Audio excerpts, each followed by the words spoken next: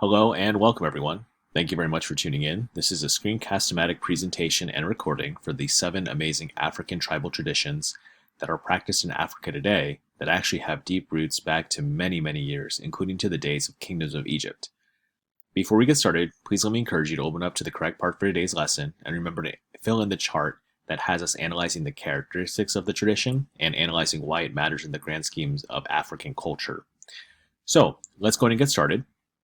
And remember, you can replay any part of this presentation that you might need for clarity later. From the San people of South Africa all the way up to the Berbers in Morocco, Africa is the origin of myriad tribes. In fact, there's an estimated to be about 30,000. With so many unique groups comes quite a few fascinating tribal traditions.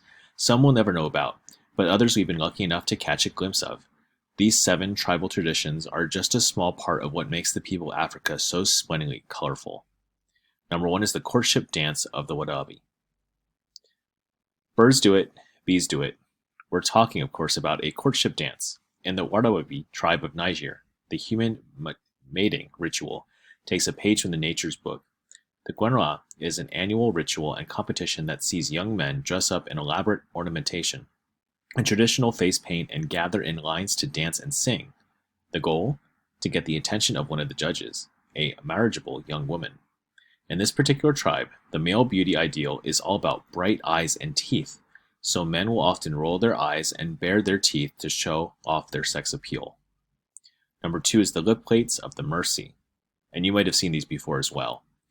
So the Mercy tribe of Ethiopia is one of the last tribes in Africa where it's the norm for women to wear large pottery or wooden plates in their lower lips. When a Mercy girl reaches the age of 15 or 16, her lower lip is cut by her mother or another older woman in the settlement. The cut is held open by a wooden plug for about 3 months while it heals. The Mercy members are rather egalitarian. Girls are never forced to have their lip pierced, but it's a totally personal choice. Of course, 16 is the prime age of peer pressure, no matter your culture, and this is often the reason girls opt for the lip plate. Number 3 is the bull jumping of the Hamar. Ethiopia's Hamar tribe, also known as the Hamir tribe, made up of mostly pastoralists who respect and treasure their cattle, has a rather athletic initiation ritual. And forget cow tipping. This tradition is all about the art of bull jumping. Bull jumping is a 3-day rite of passage that all boys must partake in, and it's extremely important for the dignity of both the initiate and his family.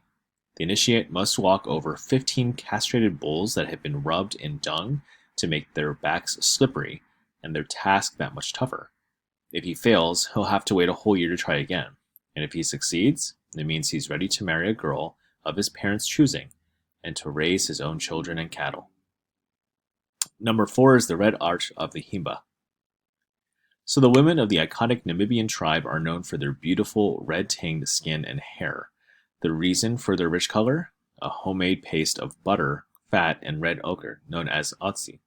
Girls in the tribe start using otsi as soon as they're old enough to care for their own hygiene.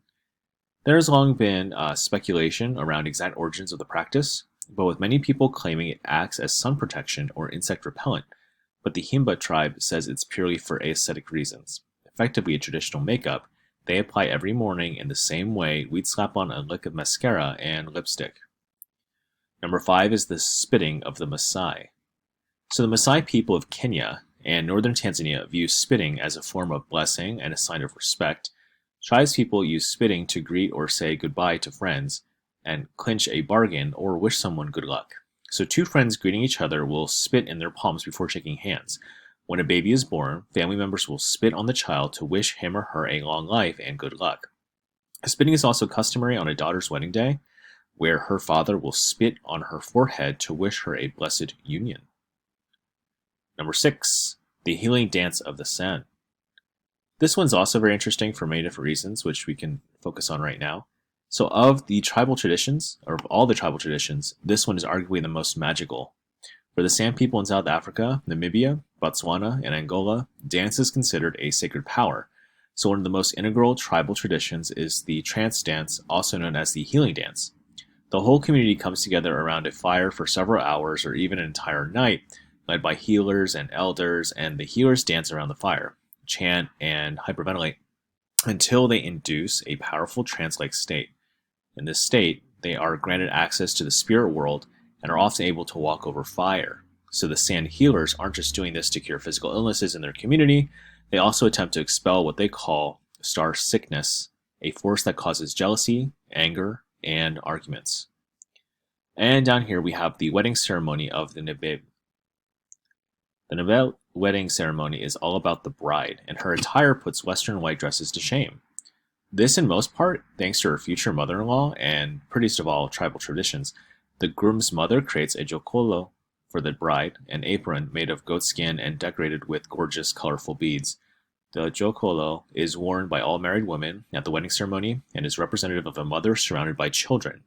On their wedding day, the groom performs a ceremony in honor of his wife, giving her thanks and credit for everything she's done for him in their time together.